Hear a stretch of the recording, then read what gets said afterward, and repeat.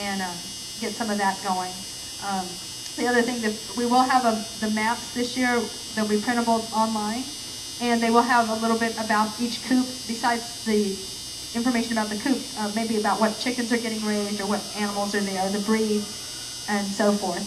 And then we plan to have a kind of a starter kit, frequently asked chicken questions included in that. But that all being said, it still would be helpful, I think, at the sites to have some of that same information posted. Does anyone want to add anything else? Okay. Will you have some place that we could sign up to be docents, or do we just contact somebody after we see the list of who's on there? That would be great. We're always looking for volunteers. The question was, is there a place to sign up for docents? What we're looking for is volunteers for that day. We know we'll need lots of volunteers. So what you can do is send an email to volunteers@austincooptour.org, and we will put you on the list. That would be great.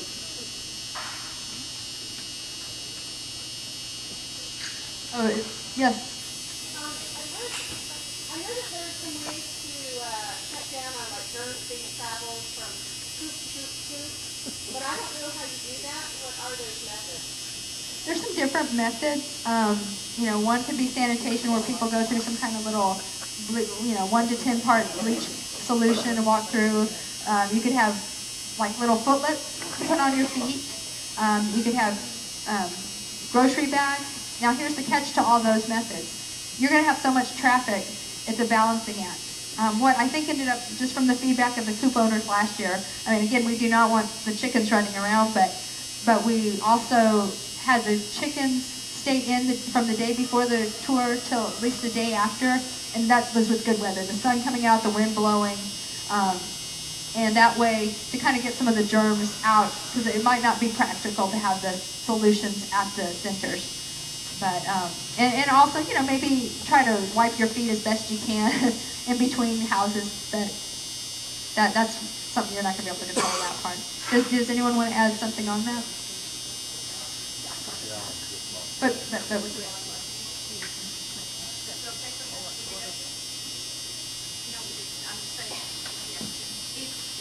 If you want to have some type of sanitary station, probably a foot bath would be best, so that people would have to walk through a certain area, and just a mild bleach solution. I think the tester for the chickens in this area uses 10 bleach to a gallon of water, or 1 to 10 parts of bleach. What's the plan if it's bad weather? I couldn't hear you. Inclement weather. What are we going to do if it's bad Rain or weather? shine. What's that? Rain umbrella. Rain or shine. Yeah, rain or shine. Yeah, rain last year. It did rain a little bit. It's not. I imagine that not everybody needs to go inside your coop, but it's not always humanly fit inside, so go around. So maybe having. Yeah, if you don't mind me stopping there, Katie, But you can have pictures of it so that like it's hard to see from the outside. Yeah, I would recommend pictures. Do not let people in your coop. And then have it on a side table or something to be prepared for that. Yes, that's a good point to bring up. Do not let people in your coop. That's talking about germs traveling. That could be a way. And that's why we said the chickens have to be put up for the day, but we didn't, I guess we should specify, and also keep the people from going in with the chickens. But that's a great suggestion. Have it on the side and people can see the inside that way. Or, yeah, that would probably be the easiest. Other questions? Okay. I might let those who are willing tell a little about their experience on the day of the tour. I live in North Central Austin, and we had a lot of traffic in that part of the city.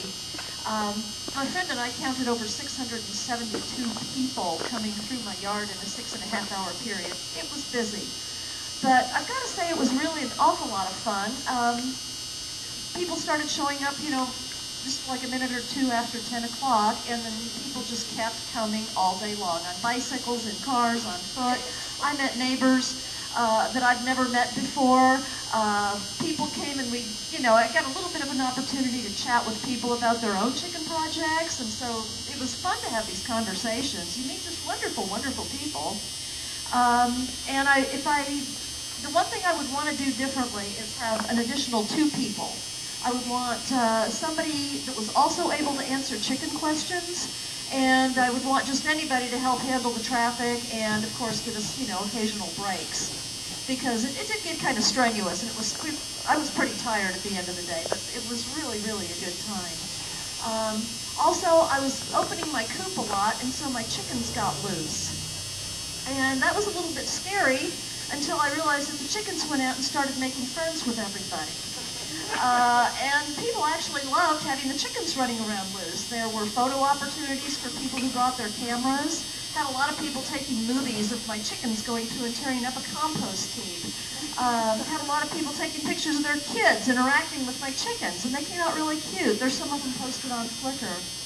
I don't recommend that the chickens be running loose, though, because it's very dangerous, and that was something that happened that turned out to be okay, but that's not something that we want to tell people to do. In fact, we encourage you to keep the chickens where they can be looked at, but there are potential dangers to have them running loose, and we want to be mindful of that.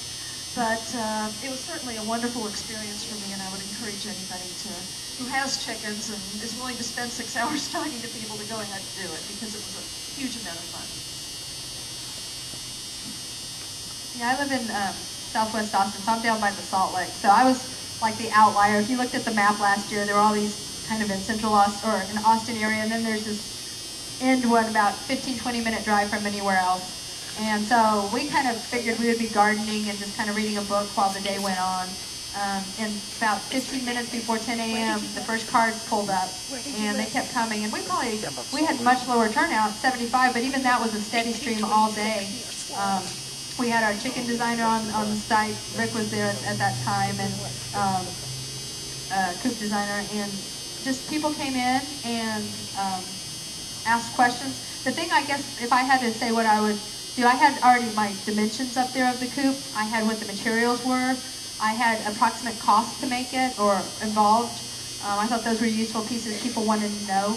I also had my breeds of chickens listed, their age, and I think I would, this year, the Coop Tour is going to provide a frequently asked chicken question kind of thing.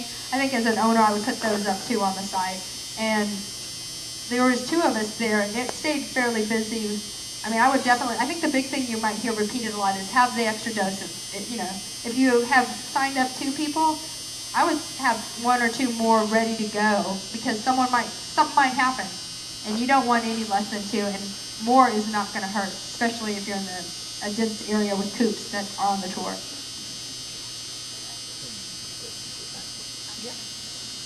I think Michelle covered it. I can't stress enough about the FAQs posted, because there did seem to be a lot of people that wanted to ask questions, but with 600 people coming in a day, they weren't able to, they didn't feel like they could approach me and ask me questions about, just your coop build and the cost, and just your general basic chicken raising questions. Maybe any special touches you've done to your coop to make it predator proof. That's a real, I think, important thing that would be nice to be posted for people. But yeah, I would say that would be my number 1 thing, and definitely docents, because there were several coop owners that chose not to have a single docent, and at the end of the day, they were like, that was a big mistake, So yeah.